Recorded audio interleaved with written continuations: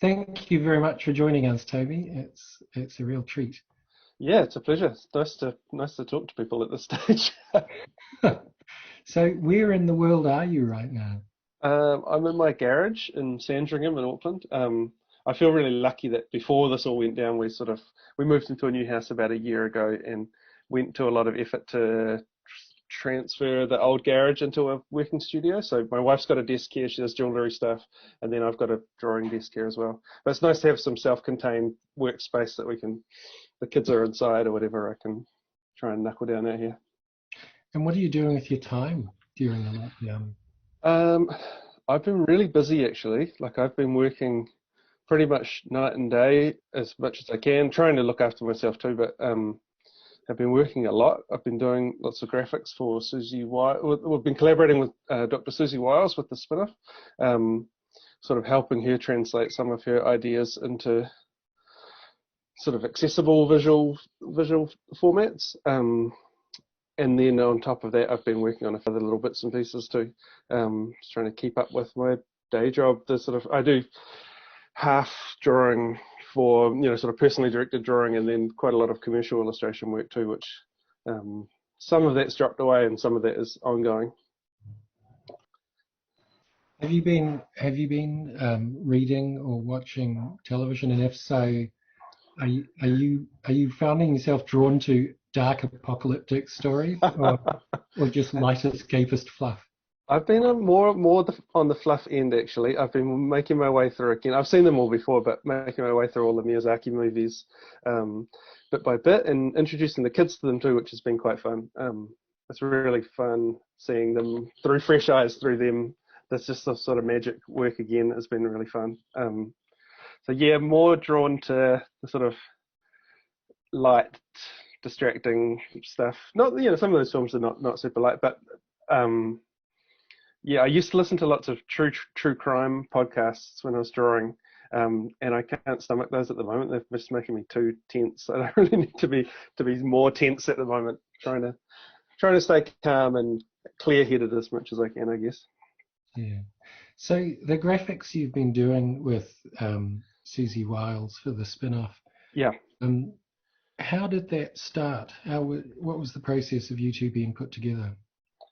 I think it was she'd been writing pieces for the spin-off since, oh, I mean, she's been a contributor to the spin-off for a long time, just generally on science topics. But obviously, as this started sort of creeping up into the news, she was writing more and more, to the point I think she was, writing a piece a day almost. And one of the days, fairly early on, she asked the spin-off if she could have a hand with visualizing one of the ideas that she was trying to explain. And it was the flatten the curve graph. There was a sort of versions of that. She didn't invent that idea with the sort of steep graph and a long drawn out one. That was a idea that had been in a lot of kind of academic journals, but she felt like that the broader public needed to see that and understand that more clearly as well. So she had sort of asked the spin-off if they could put her in touch with an illustrator to make a sort of a very simple explainer kind of version of that graph. And I do lots of, I'm the sort of in-house illustrator there, so they put us in touch. And it was really well received, that graphic. Like it was just a bit of a blur of a sort of 24 hours or so, where it very quickly got shared all around the world, quite literally. And it seemed like an effective combination. We were emailing each other back and forth, and she's a communicator as much as she is a scientist. So she's already, I think, understands a lot about boiling things down to the simplest form. And I think for her it was quite a kind of a fun new thing to explore, having somebody to collaborate with that could do that visually as well as she's good at doing that in words. So I think it's been a good pairing. What is the process you go through, the two of you, when you're working out one of these graphics? They've been different each time. Sometimes they've been us jumping on the phone and she's saying, next day I'd like to do something about. She sort of sets the tone in the topic, and she's obviously the expert on the actual science of it all. I mean, I think part of what helps me explain it to people that don't understand is that I know I'm the person that doesn't understand when she initially comes to me and says, I want to, next we have to do something about, the bubbles or whatever next sort of topic that it is that she's wanting to sort of introduce to everybody. That I have to, we'll usually Skype and talk about it until I understand. And for me, I guess it's just a fairly natural thing it's fairly instinctive usually as to how I would explain that visually. Like that's just generally how I process things anyway, I think. But yeah, usually it's either a few emails back and forth with her talking about what it is that she's hoping to, the sort of key takeaways that she wants to communicate, and what she's been reading and where her head's at. And then sometimes that's a bit of back and forth, or sometimes it's fairly obvious what's a good way to explain that. So do you send her rough drafts and get her feedback of the visual form, or? Yeah. Usually I will just go away and scribble a really rough sort of penciled version. I'm working digitally, but I still think of it as pencils, like a sort of a really quickly sketched off one. And sometimes if the animation is key to the idea, I'll do a rough version of the animation, just a blockier version of the animation or something. Or sometimes I'll just describe to her, and I'm picturing that it will, this guy's hand will raise up or whatever it is. Yeah, and that goes, I'll send that to Siouxsie, and also Toby Manhire, the other Toby, the editor of the spin-off, is across all of that stuff too. And he's also really good at being a good sort of outsider view on whether things are making sense or are clear from someone that's, as a reader's sort of outsider point of view, I guess. Was there a moment when you realized, can you remember the earliest time that you became aware that this pandemic was happening? I'm a big, I guess, working for the spin-off and the work that I do, I probably read more news than the average person, I would say. Like, I'm kind of a news nerd. I like the news, so I guess seeing what was happening in China back in, was it January or whatever, was probably on my radar a bit, but it definitely felt like the reality crashed in pretty hard when it came to New Zealand. Like that sense of it's suddenly feeling a lot closer to home, sort of happened pretty quickly. I can't remember a specific moment necessarily. There's a couple of days when I often, previously to this, I would often work out of the spin-off office, if only to be in the room as things are happening. I quite like being in the room if some news happens or whatever, and you hear the sort of ripple go, everyone take off their headphones and say, did you see that this happened or that happened? A couple of those days being in there was just quite surreal, really, sort of that sense that of the scale of this and the severity of it and the impact it was going to have was pretty I keep saying to my kids, will be something that we tell their kids or grandkids about or whatever. There'll be memories that we'll all remember, I think, but it's hard to say a specific moment right now. It's that discomfort of realizing that we're living through history and discovering that actually that's not a very comfortable. Whether this is a page in the book or the whole book, or what sort of what part we play in that compared to what's going on overseas and stuff too. Just the scale of it, what's happening in our neighbourhood versus what's happening in Auckland versus what's happening in New Zealand versus what's happening in the world is quite hard to fathom. There must be so many stories to be picked apart after whenever this is all over, The that first flatten the curve graphic you did, and I know you then did a follow-up version of that as well, showing why it's important to keep that up. But that first one, that seems to have spread incredibly far. I hesitate to say that it went viral, but it really. I saw it being, I saw it being shared by people all over the world on social media. I also saw it on American newspaper web pages, Yeah. That fabulous Australian satirical series of Yeah. videos. Was it Honest Government Ads? Yeah.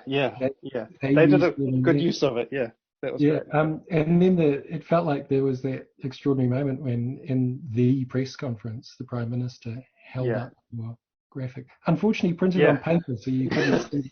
Yeah, that's quite a surreal moment. Suddenly my phone went crazy with everybody I know texting me screenshots saying the Prime Minister's holding up your thing. It's like, yeah, I'm watching it. I'm seeing it too. Um, yeah, it's quite surreal. Um, Barack Obama tweeted it, which was the one which is surreal. That's when it felt very, very surreal. And it's on the Wikipedia page of COVID-19 as well. Whether that gets edited, how long that stays there for, I'm sure that'll change all the time. But yeah, that was quite a bizarre experience. How does it? I mean, you've had comics go worldwide before. Hmm. Your comics about inequality and so on. Yeah. This feels different though. This feels like it feels like your graphics are being picked up and used by governments and organizations and individuals who are desperate to make this, to overcome this. This feels Yeah. like the graphics are being used as a tool Yeah. by people all Yeah. over the world in a public health crisis. How does that, Yeah. does It's that come with a huge feeling of responsibility? yeah. Yeah. It does. I have been struggling with my feelings about that. To be totally honest, that's been quite a mental load. Um, there's kind of two sides of it. One side is where I don't feel that personally. Um,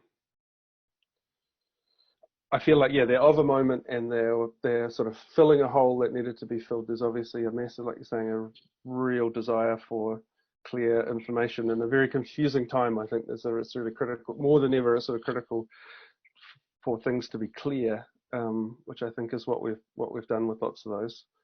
Um, and like I say, it's a collaboration with part of it. So it's a collaboration with Siouxsie, and part of that is that Siouxsie is reading everything she can and is part of a sort of a community of scientists that are working out how to best communicate this. So it's not something I feel personally particularly responsible for, or I don't feel a lot of ownership over those graphics necessarily. I feel like I have been asked to perform a role and I performed a role and it's part of a bigger thing.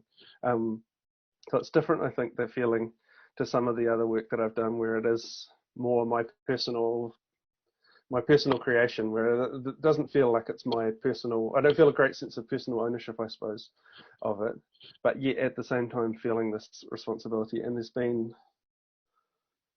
yeah, I sort of hit a bit of a wall over the weekend where I've been getting contacted by lots and lots and lots of people saying, "Can you help us? Can you help us? Can you help us?" With this situation in this country or this country, and that's really heavy. That sort of feels like a heavy burden in a way. It feels like there's this responsibility to keep going and to keep working. And like I say, I've been pretty much working night and day and really trying. My wife is really trying, and my colleagues at the spin-off are really trying to get me to take a day off once in a while, or take an evening off, or go for a walk around the block, or make sure I'm not burning myself out too much. So yeah, it's been intense. That's the short answer, I guess. It's confusing and conflicting and intense. And then there's that whole horrible side of it that you don't want to feel like you're like, oh, this pandemic's been great for my career. Like it's not. That's a really weird. It's not what I'm saying. I've been thinking, but you feel like a sort of a sense of, yeah, the whole thing is so scary that to be sort of wrapped up in it feels really that's another whole side of it that's quite sort of heavy too. So yeah, There I don't know must be about an element of it though where you feel like you are helping. I mean, yeah, a colleague told me yeah, that a colleague told me that they were having terrible trouble getting their elderly relative to stay home and to stop visiting the neighbours until they sent your graphic to them and it worked. And they now understand what's going on. Yeah, that's the motivating thing, I guess, for me at the moment. And that's generally been one of the main motivating forces in all the work that I've done in the last few years. It sounds really sort of lofty or pretentious or sort of grandiose to say, but I just want to be helpful at the end of the day. You know, I want to use the skills that I've got to make things better or to help somebody out. Like over the years, I've had different creative jobs, and for a while I worked in advertising. And I'm not anti-advertising, or I think there's people are earning a living, and that's what you've got to do. But for me, I felt like I got to a point where I'm using all these skills that I have to sell more beer or sell more football boots, or it's like I could use this to talk about important things that as well. Like I feel in a way, I guess I feel, but there's part of it that I do feel kind of lucky that I have the opportunity to do something to help. And what is it about your graphics, do you think, that is making them, among the most effective visual communication in this crisis? I think when I talk about kind of like motivating factors, I guess one of my sort of guiding principles, again, in like all the work that I try and do, is clarity. Like I really just am a big believer in being as clear as possible, trying to sort of trim out anything that could be misinterpreted or be beside the point or be irrelevant. So part of it's that, just try to keep things as simple as possible. But I also think there's an element to it that there's a human touch too. That's why I've always felt like illustration, particularly, more than say, very slick kind of vector graphics or something like that. I think for me, I know I connect more with something that feels like it's a person talking to a person, and I think there's an element of that part of it too that I try and keep them. I've crossed my mind many times over the last few days working on new ones, that just sort of from the start of making these ones with Siouxsie, I've just had my handwriting font. I have a font that I have made up of my handwriting that I just whacked on everything, because that's just kind of my default thing that I put on. And I guess as there's more of a sense that they're being seen by lots of people, it's crossed my mind of, should I put a font on that's sort of more professional looking, or more official looking or something. But I think something about just leaving it in my handwriting makes it feel more personable, I think. I'm going to briefly let our dog out because he's performing the Sure.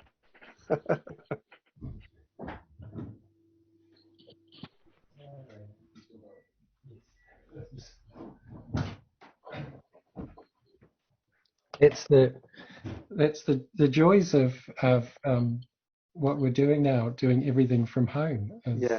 We get interrupted by dogs and cats and I kind of like it. We've been having lots of spin-off Zoom meetings, and people's children sort of barge into shot, and someone's dog jumps up on them, and that's quite nice actually. I quite like it. It's sort of I'm enjoying learning more about people.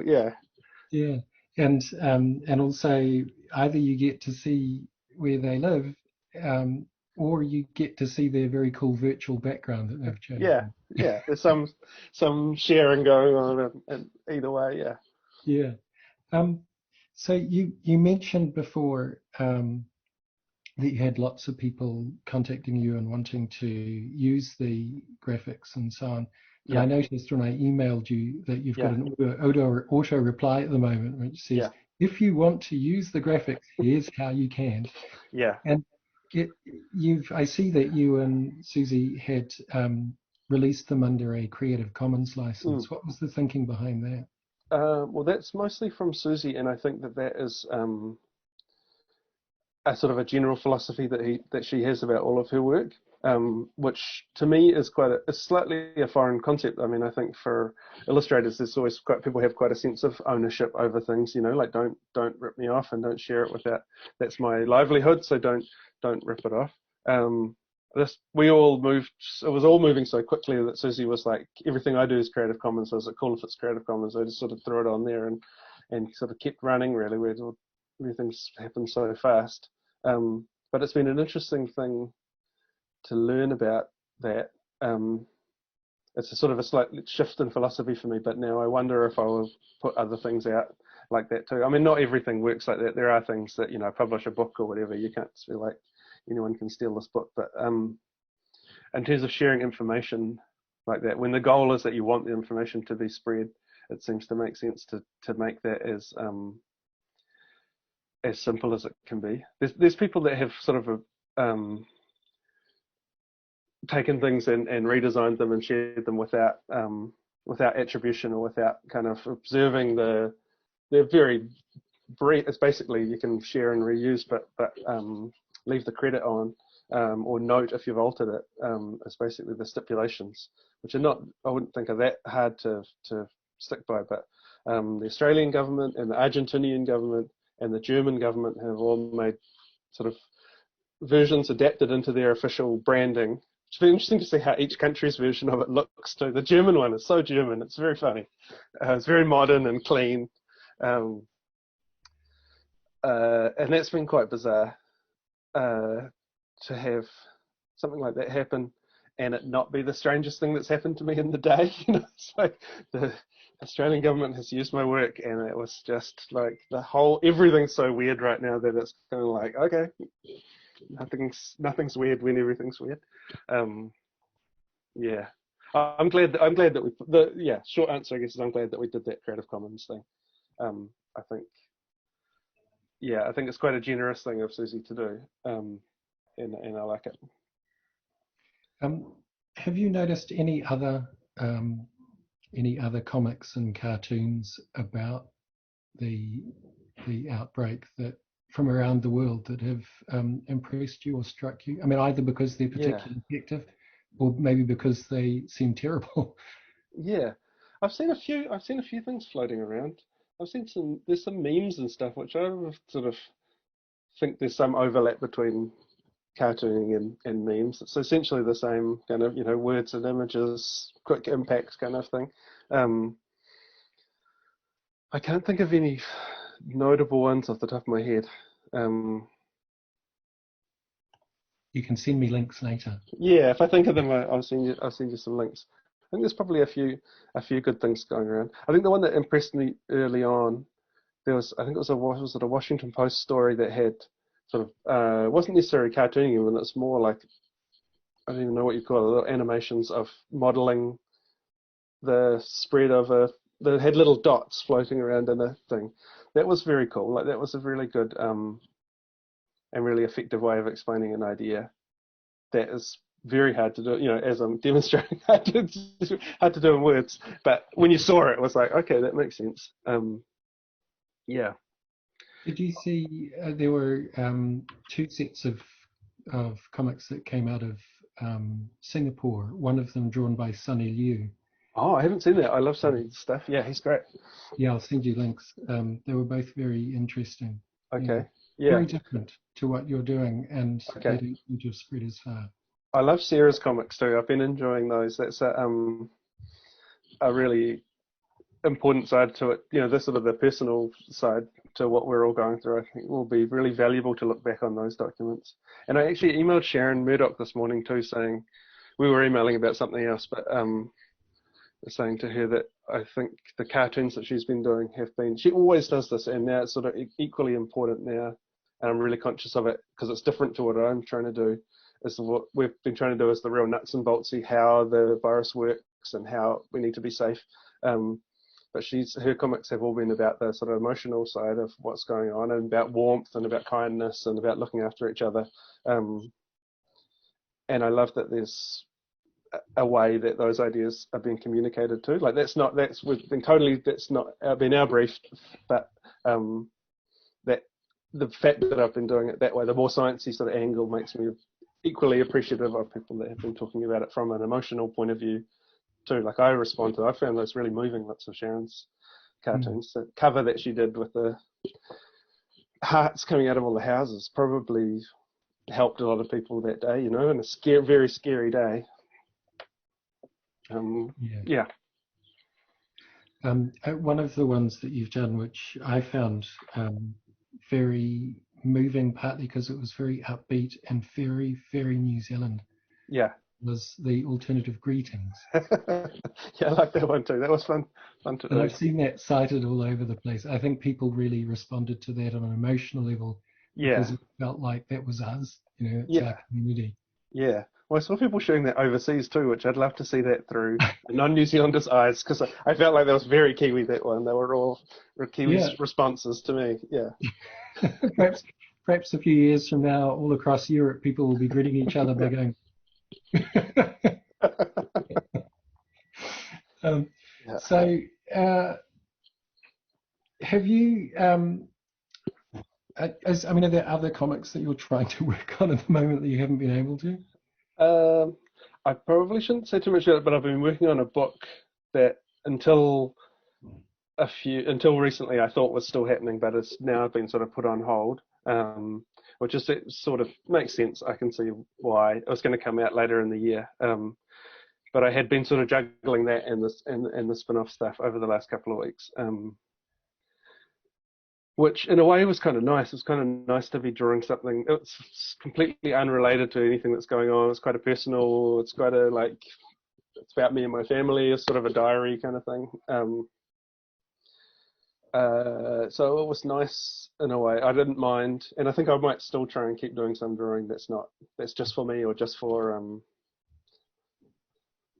not about what's going on now, that I can have as a bit of sort of escapism. Yeah.